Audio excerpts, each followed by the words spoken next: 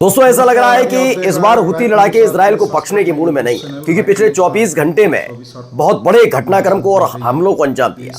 एक दिन पहले ही एक शिप पर हमला किया था जो समंदर में डूब गया।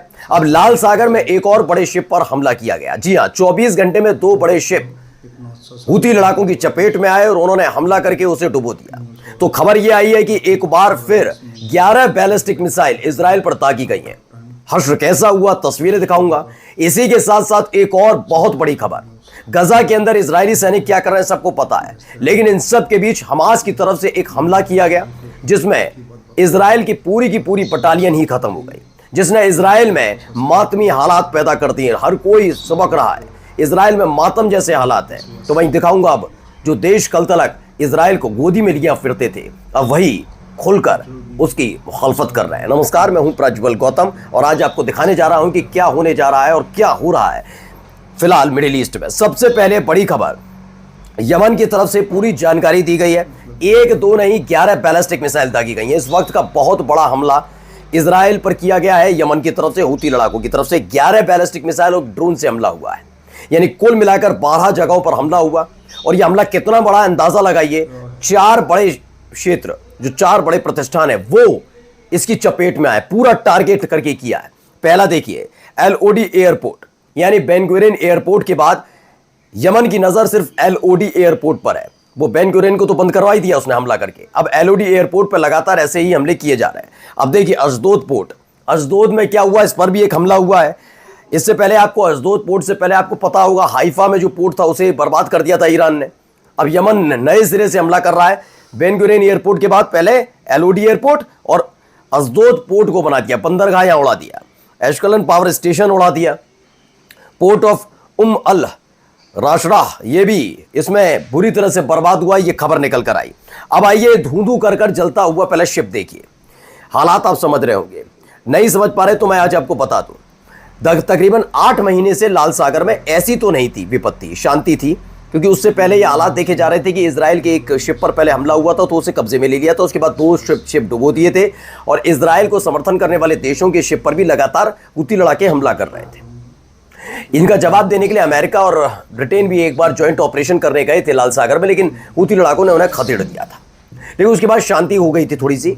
अब ऐसे कोई हर एक शिप पर हमला नहीं हो रहा था, लेकिन कल से जो हमला शुरू हुआ है उसकी चपेट में एक और शिप आ गया है। कल एक था शिप, उस पर हमला हुआ था, अभी दूसरा शिप है, इस पर एक हमला हुआ है। इसमें बताया ship attack by a drone near Hodeidah Yemen, resulting 1 person being injured on board. बताया गया कि यमन के होदियत के पास एक ड्रोन अटैक हुआ इस शिप पर, जिसमें एक व्यक्ति बुरी तरह से घायल हो गया।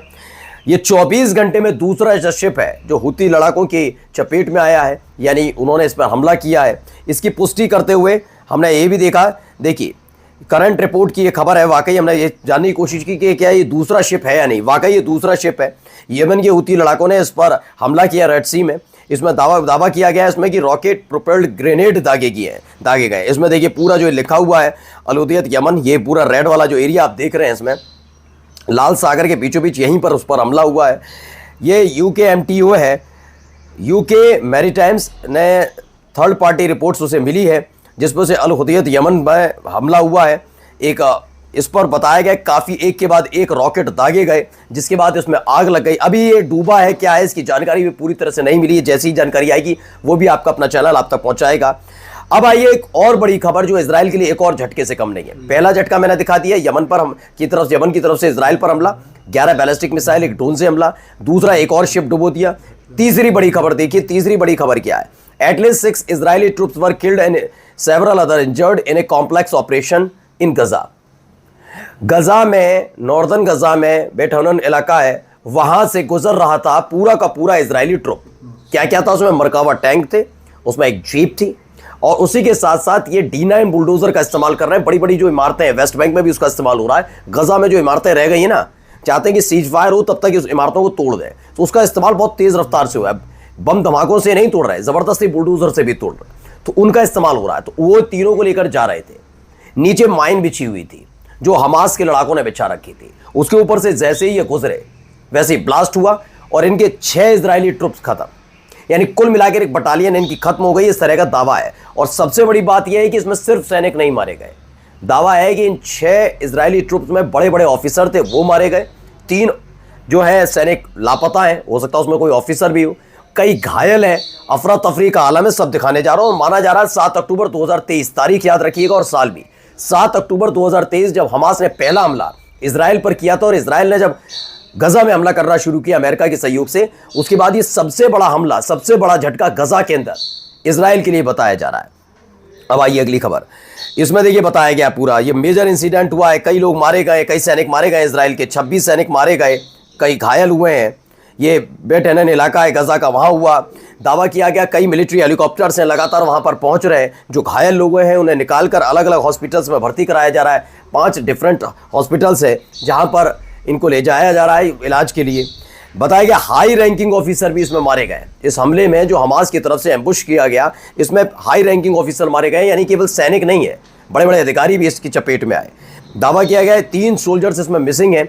डर उनके अपहरण का सता रहा है, कहीं वो किडनैप तो नहीं कर लिए, क्योंकि हमास के पास पहले से ही इजरायली हैं और जो इजरायली इस समय हमास के कब्जे में है, उनको लेकर इजराइल की जनता वैसे ही बेंजामिन नेतन्याहू से नाराज चल रही है। जो काम सीज फायर से शांति से निपट सकता है आप उसे बढ़ा रहे हैं, जिससे हमारे परिवार वालों की जान को खतरा है। ये तमाम चीजें हो रही है। अब अगर 3 और सैनिक हमास के कब्जे में चले जाते तो सोचिए सीज फायर को लेकर जो अपनी शर्तें लागू करने जा रहा था इजराइल का, वो पूरी हो पाएंगी।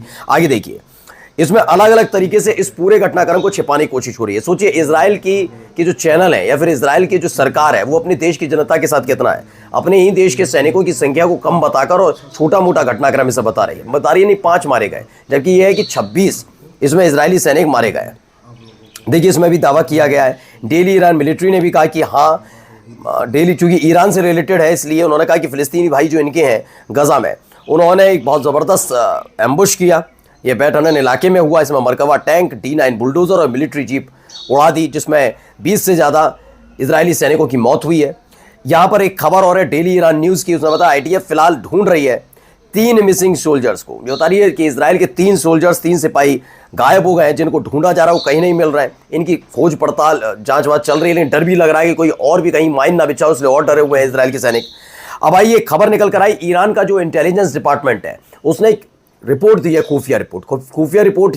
ये समझ लीजिए आपके अपने चैनल की एक रिपोर्ट पर मोहर लगाती है। दरअसल इनका कहना है कि नेतन्याहू एक बड़ा हमला करने का प्लान तैयार कर रहे हैं ट्रंप के सहयोग से, और ये रिपोर्ट निकल कर आई है कि बहुत भारी हमला होने जा रहा होगा और इसका जवाब देने के लिए ईरान तैयार है। लेकिन इन सब के पीछे आपको याद करिए, मैंने बताया था कि सीज फायर को लेकर जो सीज फायर हुआ है अभी जो ईरान और इजराइल के बीच, ये सीज फायर ऐसा इसलिए माना जा रहा है क्योंकि इजराइल और अमेरिका तैयारी कर रहे हैं कि जिस तरह से चोट इजराइल को और जिस तरह से चोट अमेरिका को ईरान न पहुंचाई अपने दम पर, किसी और देश के साथ है नहीं, किसी की मदद नहीं ली, तो वैसा ही हमला उससे भारी हमला ईरान पर किया जाए, और अगर ईरान फिर पलटवार करे तो उसे लड़ने की तैयारी हमारे पास होनी चाहिए। ये सीज फायर इसलिए किया गया, अपनी ताकत इकट्ठा कर रहे हैं ये, और इसीलिए एक रिपोर्ट आई है, यानी कि बड़ा हमला ईरान पर होगा। ये ईरान की खुद की खुफिया एजेंसीज कह रही हैं। अब आइए, सल्तनत ऑफ ओमान है, उन्होंने यमन के लोगों की बहुत तारीफ की है, हुती लड़ाकों की, यमन की आर्मी की, कि गजा के लिए वो लड़ रहे हैं इजराइल से। शिप पर हमले से लेकर इजराइल के अंदर जो हमला किया जा रहा है उसको लेकर शाबाशी दी है। ओमान ने खुल्लम खुल्ला इजराइल के खिलाफ एक तरीके से मोर्चा खोल दिया। अब देखिए, ये है बर्नी सैंडर्स नाम है, ये वैसे आलोचक रहे हैं ट्रंप सरकार के, लेकिन इस बार इन्होंने जो बात कही इसे सुनना और समझना चाहिए। इंटरनेशनल क्रिमिनल कोर्ट ने नेतन्याहू और उनकी कैबिनेट के एक मंत्री हैं, उन दोनों को कह दिया कि आप युद्ध अपराधी हैं, जो आप गजा के अंदर कर रहे हैं वो युद्ध अपराध है।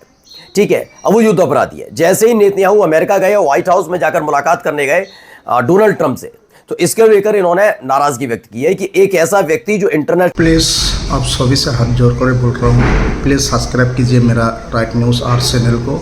मैंने आप लोगों को सामने हर टाइम अच्छा से अच्छा वाला जो न्यूज़ होता है वही आप लोग को सामने लेके आऊँगा, क्योंकि आजकल दुनिया हर टाइम घटिया न्यूज़ चलाता है। हम लोग ऐसा घटिया वाला न्यूज़ नहीं देते रहूँगा, इसलिए मैंने आप लोग को विश्वास दिलाता हूँ जे मैंने मेरा चैनल राइट न्यूज़ आर पे हर टाइम जो सही होता है वही न्यूज़ डालते रहूँगा, आप लोग देखते रहो। कोई गोदी मीडिया जैसा न्यूज़ मेरा चैनल पे नहीं मिलेगा, इसलिए मैंने आप लोग को दोबारा से हाथ जोड़ के बोल रहा हूँ, please subscribe my right news our channel. Thank you. आप सभी स्वस्थ रहो, अच्छा रहो, अच्छा से जियो। Thank you.